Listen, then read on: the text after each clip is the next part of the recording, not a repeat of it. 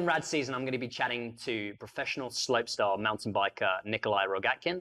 We'll be talking about competitions, his recent trip to Mexico, and what future projects he has coming up. Hope you guys enjoy. So, you've just come back from Mexico. How was the trip? Mexico was an unbelievable trip, man. We started in Puerto Vallarta. It was a first-year event. It was a good friend of ours, Patrick Robinson. He's gotten real close with the Mexican people down there in Puerto, and he managed to organize an event, Fire Ride. It was a lot of fun. There's a lot of good riders, a lot of different disciplines, a lot of females riding. So not the craziest jumps and stuff per se, but definitely an awesome vibe for an event, and a lot of good riding went down. Then we flew straight from Puerto to Merida, where we started, Reed Boggs and I. Reed's been a homie of mine since we were young kids riding BMX together. And we started filming this TV series with this like ESPN style sports TV channel down there, PX Sports TV. And for a little more than 2 weeks, they just took us around doing all kinds of crazy stuff. And we did this one crazy gap stunt over this water jump, which I can't really talk about because going into the show, but it was a lot of crazy stuff being done. It definitely gave me a new sight on the country. Mexico is definitely up there, if not way up top of my list of favorite countries now. So it was a pretty awesome trip, riding wise and experience wise. And yeah. Now I'm back home now, getting ready for Crankworks. Nice, man. Oh, good. Well, I'd love to take it back to the beginning of how you got into riding, because you started off with BMX, is that right? Yeah, exactly. I got a super early start on my bike, which is obviously a huge advantage. I was 5 years old when I started riding BMX. It was a crazy story, actually. We were neighbors with one of my dad's best friends back in Russia, and they moved to the States, and then my dad's friend's son was a friend of mine, and he was riding BMX at the time, and he showed us some trails near our house, like a spot with dirt jumps, like small dirt jumps, big dirt jumps. And I guess I was just hooked, and my dad and I got us some bikes. He got himself like a 20-inch and got me like a little 16. And he said that it only took like a couple years until he couldn't really keep up with me in terms of jumps and stuff that I was wanting to do. So yeah, that's where it all started, on some dirt jumps. Neighbors showed us, and it all kind of went from there. And this was in Lincoln, Massachusetts. Is that where you were growing up? This was in a different town in Massachusetts. I've lived in Lincoln, Mass for a long time now, probably 15 years at this point. But this was actually back in a town, Shrewsbury, Massachusetts, where I spent the first few years of my life in. So close, probably about an hour away from where I'm living now, another suburb of Boston. Okay.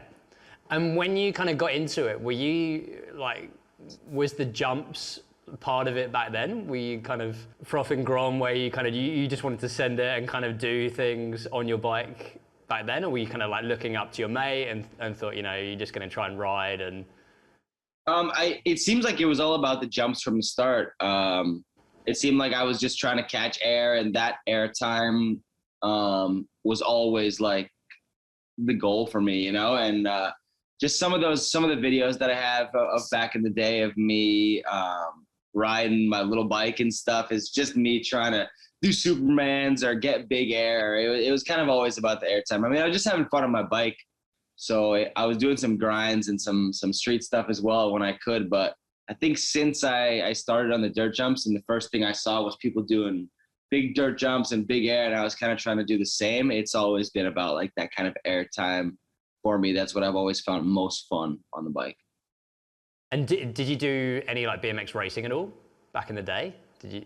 I never raced seriously. There was obviously BMX tracks all around. I used to do a lot of riding at Rye Airfield Skate Park up in New Hampshire here, where they had a huge racetrack next to it. At Woodward Camp, where I would ride every summer, they had a big racetrack. So I'd always mess around on the racetrack and always ride around on it, but I never raced seriously. That was kind of a whole different beast.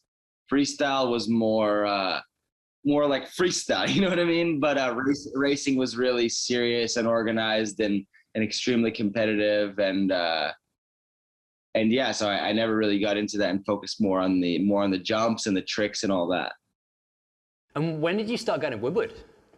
Luckily, I got to go to Woodward super early as well. I think I was 6 years old when my father and I first went for a weekend getaway just to like check out the place. And then we were like, whoa, this place is unreal. So I think the next summer when I was 7 years old, that was like my first year as a camper.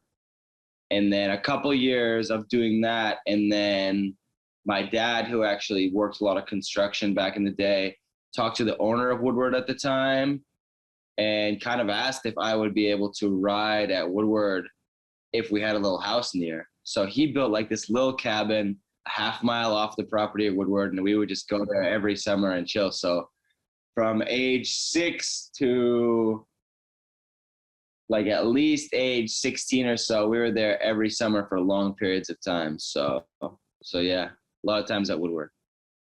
That's awesome. That's pretty cool of your dad, man, to set that all up for you. And yeah. And so was he? So your dad's Russian, and from what I've heard, there's been a bit of a sort of disciplined upbringing. Was he quite strict on you and sort of wanting you to kind of progress, I guess, or be the best at whatever you were doing when you were a kid? Yeah, definitely. My dad was for sure strict and for sure had a very Russian mentality. I mean, he did a sport which is way harder than bike riding could ever be. He did biathlon, which is like cross-country skiing with shooting, you know. So the amount of training that goes into that and the amount of like discipline and like keeping your head straight is like so much greater in that. So when it came to watching me ride and, you know, trying to progress me, there was a lot of strictness involved, and there was not really many excuses that would work because that sport was so hard, and that Russian mentality is kind of like you either win or you don't even start, you know? So he was definitely pretty strict. In terms of school as well, he was very strict. Like it was kind of weird. It was like he was so willing to take me out of school for a few weeks to ride and compete or like travel if need be. But like he would be so strict on me having to like bring the homework and do the homework and like get the work done and like get the grades done. So it was crazy, like the desire he had for me to like be good in school and in competing. And it was just such a Russian mentality. So, I mean, they definitely, without a question, helped me be who I am today. It was tough in some years. We definitely had our battles, our fights and stuff, but it's all for the better in the end. So it's good. Nice, man. And like with the, I guess sort of looking at that and looking that your dad obviously was backing you 100%. When did you guys start building ramps at home? Because you've got a pretty interesting setup. Like, were you kind of building kickers and stuff? Yeah, I mean, like we were building stuff from back even before we lived in Lincoln. Back when we were in Shrewsbury, my dad's always been a builder. I mean, he's always just been able to map something out and kind of craft it together. Like his career is building houses, so building ramps for him was easy, I guess. I don't know. He seemed to always like fire up the ramps pretty easily. So like back when we were living in Shrewsbury, like when I was just starting out, age 5 or so, we had this like little mini ramp, like 2 sides, little like spine style box in the middle. But once we moved here to Lincoln, then came like just the first resi box, which was just like a trick jump, basically Woodward style takeoff with soft landing, with like quarter pipe after it. And then slowly that like morphed into a bigger setup, a bigger jump, a bigger quarter pipe. And then, I don't even know how long ago it is at this point, like 5-6 years, maybe probably 5-6 years, when we started on this side of the house. The other side, the huge roll-in into the airbag setup. And that setup is literally like off the side of the house. Like it's mounted to the house. It's a huge roll-in. It's probably 40 feet or so above the ground going into, first was a massive kicker. Now it's 2 side-by-side kickers. And then beside it is like this big drop / step down setup. Definitely the ideal training setup for contest wise, because there's 2 huge kickers to do all like the trick jump stuff you need, and then there's a step down and a flat drop, both very sizable. So you can get the tricks going on this setup, we're pretty ready for competition setup. So it's not necessarily a fun set of trails like that would be fun to ride, but in terms of getting me ready for all these contests that I've had to do over the years, it's pretty sick. So the building at the house has been going for like 20 years now, just building whatever we can to ride, honestly. And are you just trying to go bigger with it, or are you sort of looking at like what kind of tricks and progression you want to do, and then sort of building things around that?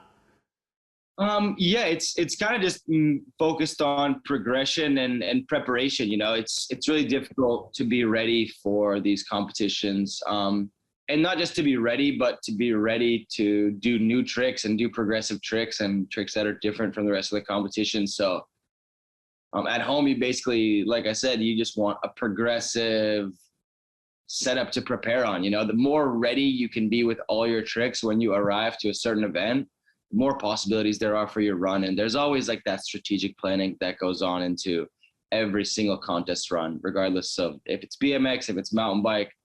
So the more prepped you can be and the more prepped you can get yourself at home, that's the better way to do it. Yeah.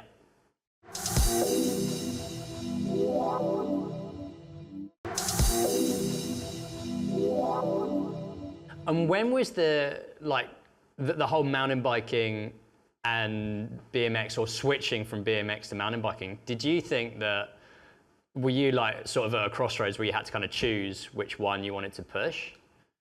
Or did you want to do both of them? Yeah, what happened? Yeah, it's kind of wild with BMX and mountain bike. I think I was around 16 years old at the time, and I was riding a lot of shows in Europe, especially like these masses of dirt shows with a lot of good BMX riders and also a lot of good mountain bike riders. Like there's guys like Martin Soderstrom, Sam Reynolds, Yannick Granieri, just to name a few. Andrea Lecondegui obviously was going crazy back then. So it was like, I was riding the BMX at the time. I was like 16, and then those boys were riding. I'd watch their contests, their crankworks and stuff. I was like, these guys are going crazy with it. And I was really close with Martin, actually, like Martin Soderstrom and I. Him and I had like kind of similar tricks tail whip wise in BMX, like 360 double tail whips, triple tail whips. So it'd be like a lot of times him and I would be doing trains in the show. Like I would be a little mini guy and he would come as like the big tall guy. We'd be kind of doing the same tricks. And he helped me tremendously in getting a bike from Specialized. Like he had Specialized up and was like, Nicholi wants to try a mountain bike. So I just wanted to like try out this bike and see if I could do my BMX tricks on it and like kind of see. So he helped me tremendously in getting a bike. I got involved with the Specialized team manager. His name was Jeff Rogers. He was willing to hook me up with a fresh new Specialized bike, even though I've never ridden one before. So that was super rad. And I just kind of started getting training, started trying to learn all my tricks, my BMX tricks on the mountain bike. And the first contest that I wanted to ride was Fils Montpellier. Fils Montpellier was a contest with a lot of like kind of feeling behind it for me. It was like my first international trip back when I was 13 years old. Like my dad and I went to France, to Fils, this big event, huge crowds like I've never seen It's before. Massive, right? There's like 1 million people or something go that whole week. It's like ridiculous amount of people, and they go crazy for every event there. Like it's just a vibe like no other. And they always had like that big mountain bike contest where they did like the big roll-in and the huge jump and like the whole course. Some of the sickest riders, like all the sickest riders, especially the ones I was riding Masters of Dirt with, they were all there. So I was like, this is what I'm doing. I'm going to bring my BMX. I'm going to bring my mountain bike. I'm just going to go for it. And then the whole FMB, the Freeride Mountain Bike World Tour, like is super legit. So you have to have like all the right requirements. And like, if you're not in, you have to do this like pre-qualifying round. And so when I showed up to the event, they're like, you didn't ride the pre-qualifying round. And like, you're not in the qualifying round. So you can't ride this right now. And I was like, pissed. I was freaking out. I was like, what is this right now? I came here to ride. So in the end, like I just had to ride BMX that year and couldn't even ride mountain bike. But then later in the year, I did the same thing at this event, Omar Esquino in Vigo, where I brought my BMX for the park contest and my mountain bike for the FMB event, the slope event.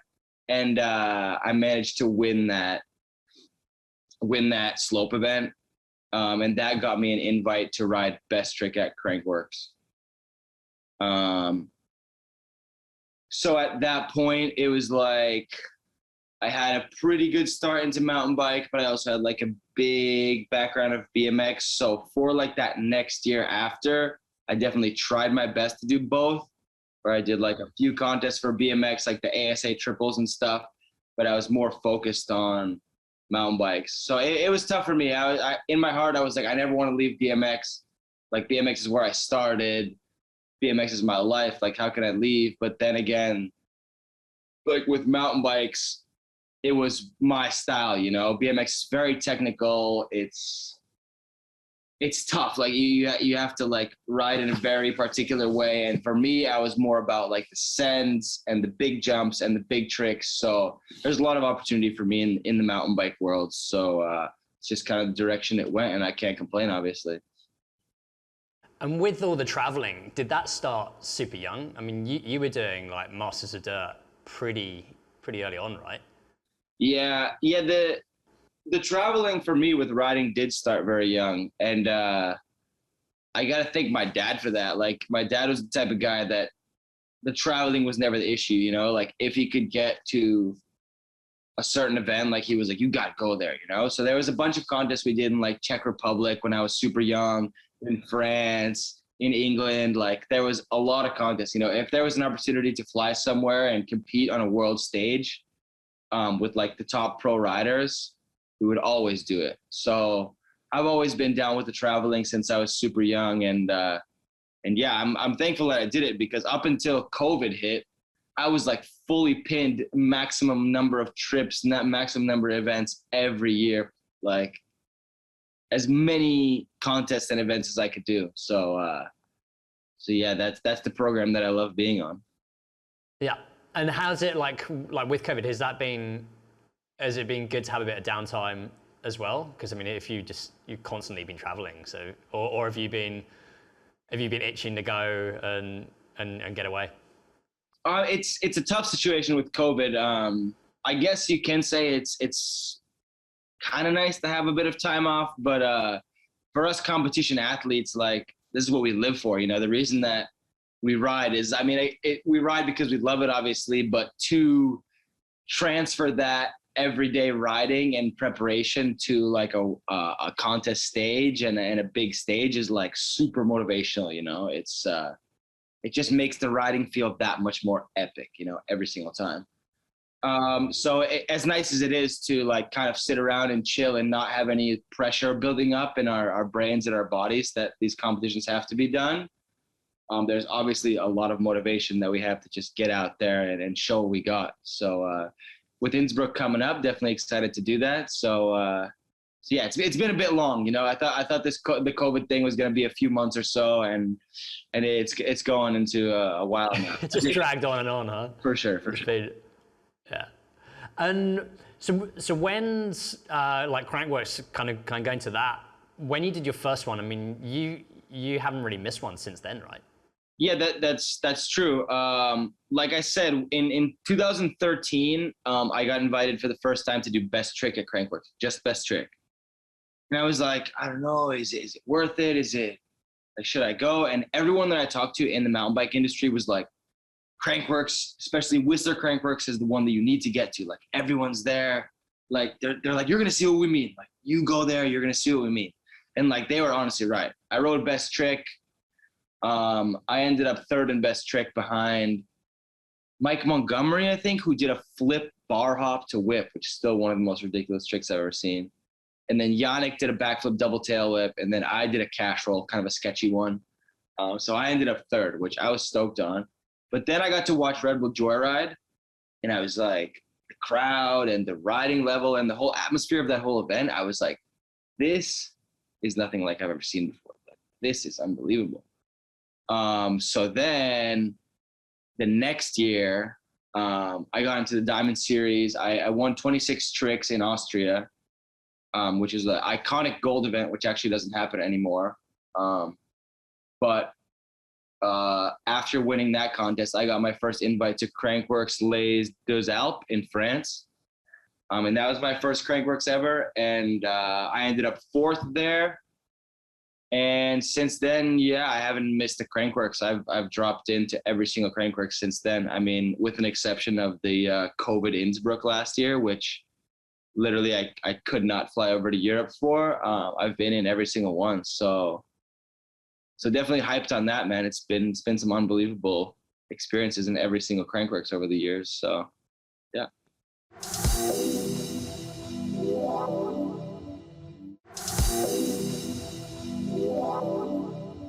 And then in 2015, you got invited onto Red Bull Rampage. Mm-hmm. And yeah, there was a bit of a bit of an incident, obviously there, which went viral with the injury. From what I've heard, I mean, like going from slopestyle and then taking that over to kind of Big Mountain Utah. I mean, switching over from that.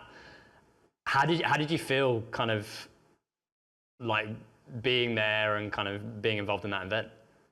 I mean, Rampage is just an unbelievable opportunity. It's such a unique event. It's unlike anything else. And that's what kind of makes it so dangerous, I think, is that riding in that zone with how steep it is and how narrow everything is, it's just a different beast, you know? I've especially learned that in the previous years when I've gotten to spend like actually a lot more time over there. It's a lot about getting used to that terrain and that zone, because it's just so different, and that's why Rampage is possible. But when Rampage used to be part of FMB World Tour, like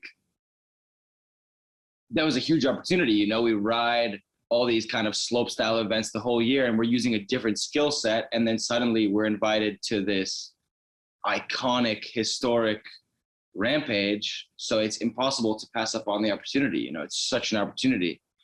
And I actually, the first time I went, I took a very safe approach. I was like, I'm comfortable in the jumps, so I'm going to find the easiest way down to this canyon gap.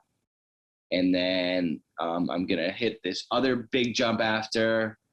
I'll do a front flip on it. That's all I'm going to do. And it was all going well until I absolutely cased the front flip. I'll send the video for that as well. Like, I absolutely came up on the backside of the landing on this front flip. And then the next year is when the cliff fall happened. So I went into the next year like more confident. I was like, I know I can do these big jumps. Like, I jumped the canyon gap the year before. I jumped this other 60-footer the year before. So I was like, I'll make a bit more of a technical gnarly line coming into this canyon gap. And that's when the triple drop line happened. And like, I hit the first one, I hit the second drop, and then I tried to break for the third drop. And that's when like the huge cliff fall happened. So I think I was a bit too overconfident in the way I built that line with the 3 drops back to back. I mean, I rode the line in practice, but practice and competition is always 2 different stories. So yeah, definitely the biggest crash of my life at that point. And you rode away afterwards, right? Man, so after that crash, you kind of like, you kind of dusted yourself off, so to speak, and kind of got back on and finished the run. That was definitely a crazy feeling in terms of adrenaline and everything. But in reality, like, I was pretty pissed because Rampage is like, it's a team effort. You know, you go to Rampage with a crew of builders, and you guys are like, all right, let's build like the sickest line we can. We'll build it together. We'll get it done. Like, it's a real team effort. So when I fell off this cliff, there was so much adrenaline involved that I was like, man, I literally came here with my dig crew for a week, and we built this line just for me to fall off a cliff. I was pissed off, you know? I was like, come on. This is like the last thing I wanted to happen in my run. So when I saw that my bike was good, and then the judges came up to me, and they're like, the judges are crazy too, because they're like, man, you got 1 minute to finish your run. Like, you got to do it. Because there's like a time limit, you know, I think it's like you get 3 minutes or something, 3 minutes or 5 minutes, like top to bottom. And if you don't make it in that, you just get a DNF, you know? So the judges just like saw me fall off this cliff, and they were like, if you want to finish this run, like you can finish this run. And I'm like, I don't want to walk down this mountain right now. I'm pissed. Like I want to show that I didn't come here to just fall off a cliff. So luckily my bike is good. I don't know how my bike was fine after falling off the cliff with me, like honestly. So yeah, I was thankful to be able to get back on and do the rest of that. And the support that I got from the people from when I started back to all the way down was pretty wild. So that's something I'll never forget.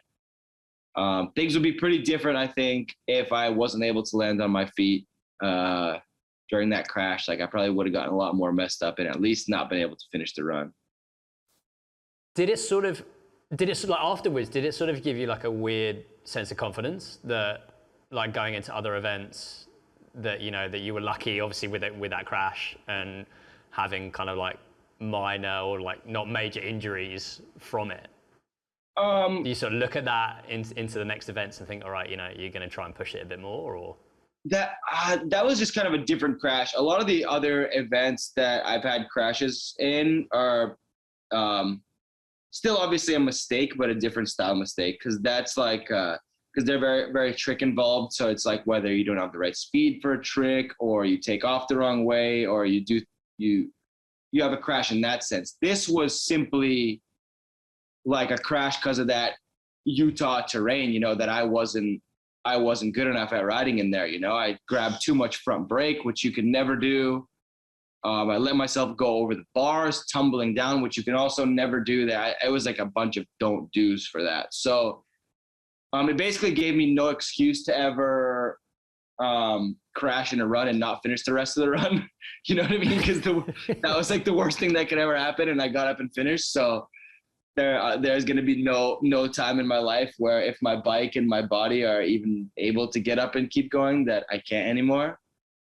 It's going to set the bar, right? Yeah, definitely. It's set the bar. It set the bar quite high. And a lot of my homies have also told me, which is funny. They're like, they have a crash in their run and they're all pissed and stuff. And then they just think of that one Rampage crash where I got up and finished the run. And they're like, I got to finish the run. So at least served as a little inspiration to the boys for when the moments are really shit. And then in 2016, so the year after that happened, you had a monster year, right? I mean, won the World Championship.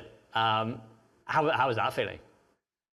That was honestly wild. To have a comeback after that, I was obviously super motivated to prove myself that I wasn't just a guy falling off a cliff. So to come back the year after and get some big wins and to get that FMB World Championship is definitely unbelievable moments for me. It's been a while since then. So trying to get back on top of that FMB World Championship podium, but unbelievable moments for sure. Nice, man. And then you had it was district ride. Was that the year after? So that was in Nuremberg, which is just probably one of I don't know if you'd say that, but like one of the biggest crowds around in such a almost like an iconic location in the city. Which is mad. Yeah, district ride is definitely a super unique event as well. That like final finish corral. I think they said there's around 75,000 people there. I don't know if it's 75,000 people total on the whole course or just in that final zone, because it is crazy. I've never seen people like that. I mean, I've been to a lot of like NFL games and stuff here in the States, which is like a similar amount of people, but it's just crazy to have them all screaming and stoked when you're about to drop into that big jump.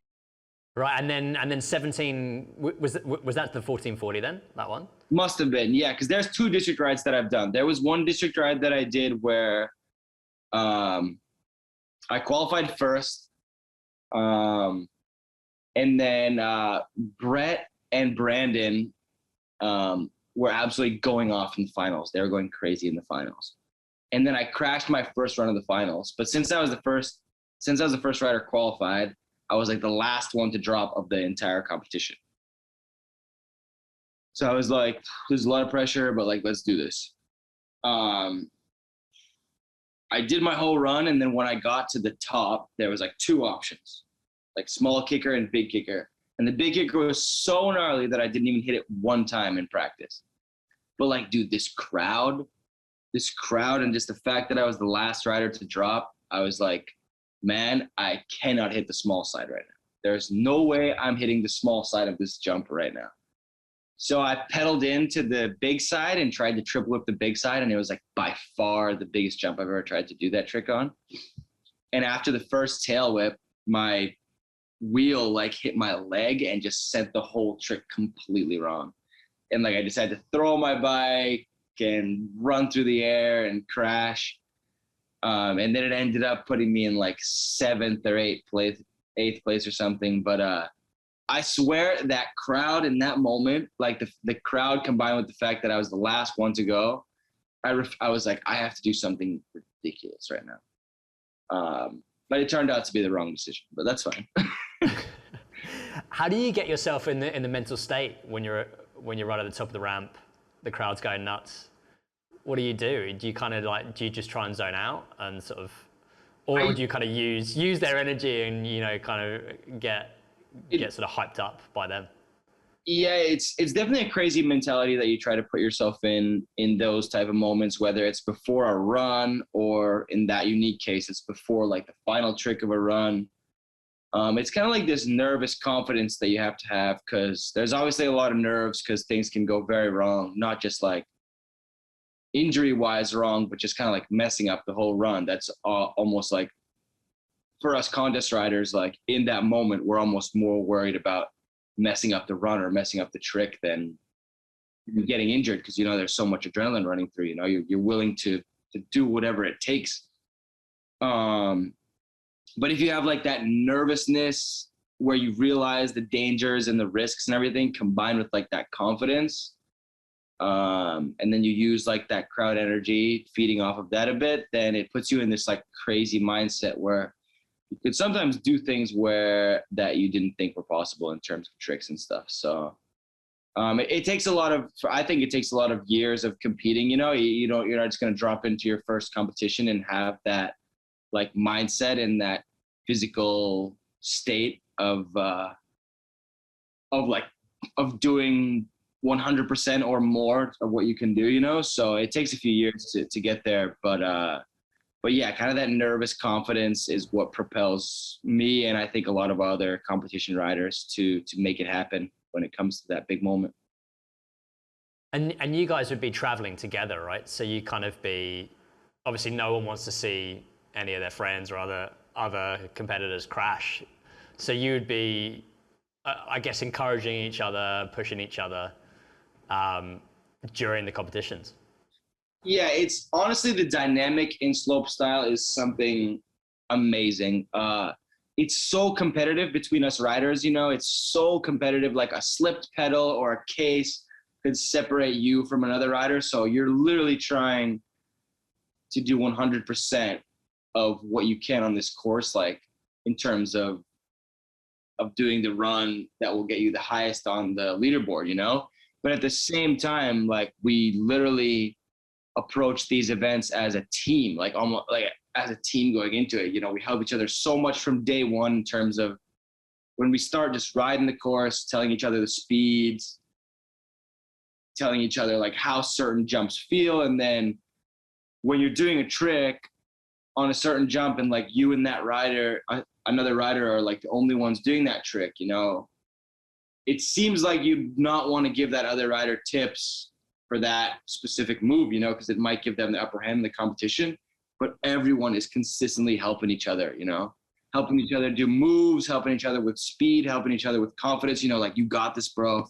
It's such a supportive vibe. It's such like a team vibe. And even during the contest, you know, when people start crashing their runs, when people start getting hurt, everyone starts getting bummed, you know, because everyone like is approaching it together, you know. So if everyone has like a day where everyone's doing their runs, everyone's having a lot of success, and then the best man comes out on top, like that's those days where we're so stoked, because that's the best show and the best product we want to put out as like a slopestyle rider. market, you know? So it's quite a team effort. It's wild. It's so competitive and so much camaraderie at the same time. So I'm thankful for that.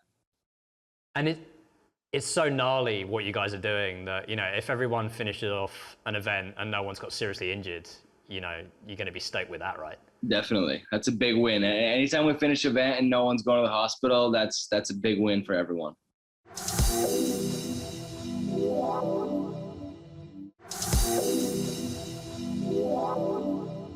So after that 2017 year, you then went into Crankworx, and that was obviously it was a big year with the Triple Crown. What was that experience like, you know? The Triple Crown experience was pretty wild, honestly. I felt quite devastated the year before because honestly, the year before the actual Triple Crown year, I was in position to win the Triple Crown. Like I had 2 wins under my belt, 2 Crankworx wins under my belt. I had Rotorua and I had Innsbruck, and I was coming into Joyride with the opportunity to win Triple Crown. And Reeder had the opportunity the year before, and he had never messed up 2 runs in his career. And like with the Triple Crown and Whistler, like there was so much pressure on him and everything that like he messed up his second run. And so I went into it with the next year, and I almost did my full run that I wanted to do. And I crashed in the second to last feature. And then I blew up my tire further up on course in my second run. So it was like, after that, I was like, man, I'm never going to get a chance to win this Triple Crown again. Like, how on earth am I going to put myself in the position with 2 wins in the season to win this Triple Crown again? But then the next season, my first run goes crap in Innsbruck, but then I managed to win the event on my second run, go into Léger the week after Léger in France and win that stop. And then I was like, man, suddenly I'm back in the same position that I never, ever thought I would be in, you know? And I kind of Did you think about it back then that you would be winning, like when you won the first one, did you think, you know, this is a possibility, or were you looking at it just going, okay, you know, you then planning for the next event and then it was sort of kind of take it from there? It was definitely a different approach after the first time. It was like I seriously didn't believe that I would ever be put in that position again. So even after winning in Innsbruck, I was like, hey, I'm gonna try to go into this next week and get another win, but I just don't think I can do it, you know. So there's a lot of like doubt, you know, just because when you get presented with such a big opportunity like the year before, I'm sure Brett feels this way as well. Like when you get presented with such a big opportunity, and you just put so much pressure on yourself, you know, because you're like, this is a huge opportunity. Like I need to make this happen. Like all that pressure that you put in your own brain and on your own abilities and on your own riding is like greater than any pressure that like the outside world could put on you. Because everyone's like, oh, Triple Crown, can you do it? No, you can't. All that shit. Like that's pressure in its own way. But us riders, you know, we have such high expectations for ourselves, and we have such a tendency to like take advantage of these opportunities, you know, because who knows how many times they'll happen. Like, so it was definitely a different approach the second time. It was definitely a different approach. It was a lot less pressure on myself and a lot more like enjoying this moment. You know what I mean? Because I feel like the first time I didn't enjoy the moment. I wasn't like, whoa, all the eyes are on me. Everyone is like seeing if I can win this Triple Crown. It was more like nerves, you know? So the second time was definitely more enjoyment of the moment and more like, I'm just super stoked to be part of this legendary event, Joyride, not to mention that I have the opportunity to win the biggest accolade in all of slopestyle, you know? So it was a different approach, and it helped me a lot. It helped me tremendously. It was just a lot less nerves involved in that second one, which helped me a lot for sure. And where are you taking it now? I mean, sort of looking at, like, are you kind of looking at events and sort of enjoying them more, trying not to put so much pressure on yourself? Yeah, what are you up to? Like sort of like mentally kind of. with me now, like my biggest motivation comes from putting together like these wild runs, you know.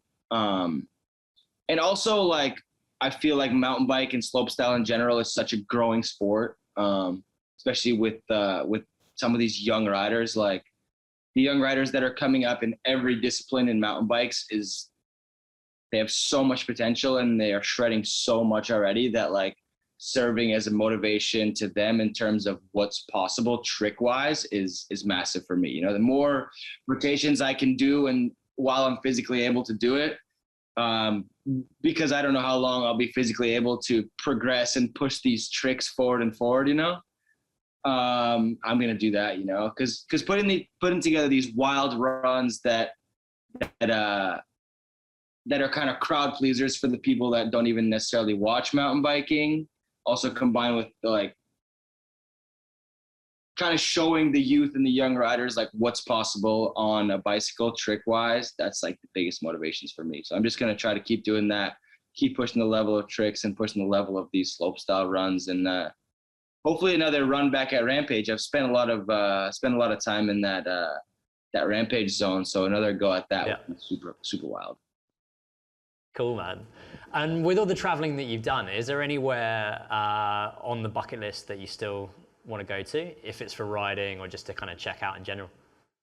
There definitely are a lot of places. I've spent a lot of time in Rotorua in New Zealand, and New Zealand is an amazing country, but a lot of my friends have gone to Queenstown, like on their New Zealand trips, and they're like, I would move to Queenstown. That's the best place. So like Queenstown is definitely a place I've got to hit. South Africa was an incredible place. Every time going down to Dark Fest in Cape Town / Stellenbosch area, South Africa was an incredible zone in terms of riding mountain bikes. They got a lot of good riding down there. So I'd love to do some more adventuring down there. And then, what a bucket list ones. Australia would be insane. Never been to Australia. And South America adventures as well. Like with the Mexico stuff that I've just done, I think there's a lot of untouched, incredible stuff down in South America, which needs to be explored. So be down to do some of that as well. And man, tell me more about the TV show. So you've just come back from Mexico and you were filming, I guess, I don't know if you would call it like a lifestyle kind of piece for a TV channel over there. What did you guys get up to? So this was like quite freestyle. This what we were just filming now. It was kind of like lifestyle tourism TV. Like we were just doing a lot of different stuff every day. Like I don't know, ATV tours or wakeboard park or stuff like this. They have these things called cenotes, which is like this hole in the ground, which is like goes down and there's like water which you can swim in, and there's like a lot of them all over Mexico. And this one stunt that we did, Reed and I, is they built this like huge jump over this cenote, this water gap. It was probably like 40 feet, the jump, tip to tip. And it's like, if anything goes wrong, it's like you're falling in this hole. So it was like the canyon gap of doom. So like pulling that all together, like visualizing it, like planning it. We visited the different locations where we could do this stunt. We planned it with the channel, with like how we're going to film it. We planned it with the builders down there, which like I literally had no confidence in those builders, but they killed it. Like 2 days and they built us the perfect setup. And just like making that all happen is one of the sickest parts of that like whole trip. So with this sports TV channel, I think they have a lot of ideas in mind in South America, and we're going to be trying to do like more of those kind of stunts, like those wild stunts that take a lot of preparation, a lot of planning, and are quite gnarly, but you can make it happen, you know? So we just did a lot of exploring down there and got the real gist of Mexico. But I think in the coming months, there's going to be some filming of some more crazy stunts down there. So hopefully I can share with you guys. Nice, man. And it's a massive country as well. So I mean, were you just doing it like in Mexico, or were you, for the future projects, would you be looking at different countries There's a lot of in South talks America? of places like Colombia and Panama and Brazil. So I think the whole South America scheme is pretty stoked on mountain bikes, but they just need to see it more, you know. So definitely willing to make that happen. But a lot of countries, like with Mexico, obviously there's a lot of cities, a lot more places than we think. But the other countries got some crazy mountains as well. So we'll see. Cool, man. And then later in the year, Rotorua is coming back as well. It's Yeah, like November time. exactly. Yeah. It's a bit of a different schedule this year. We're going to be doing Rotorua in November, which is going to be even after something like Rampage happens. So it might be a different end to the year, but if we get events, if we get to ride, if we get to go wild out there, then I'm in for everything. Nice, man. And what's the best way for people to follow what you're up to? I'd say the best way is Instagram. Instagram, just at Nicholi Rogatkin. I've been posting a lot on TikTok recently as well, and Facebook here and there, but Instagram is definitely the best way to keep up. Sick. Nicholi, thanks so much for coming on the show, man. It's been great chatting and hearing all your stories, and yeah, wish you all the best of luck with all the events coming up. And yeah, we'll definitely keep watching. Thank you so much. Thank you guys for having us.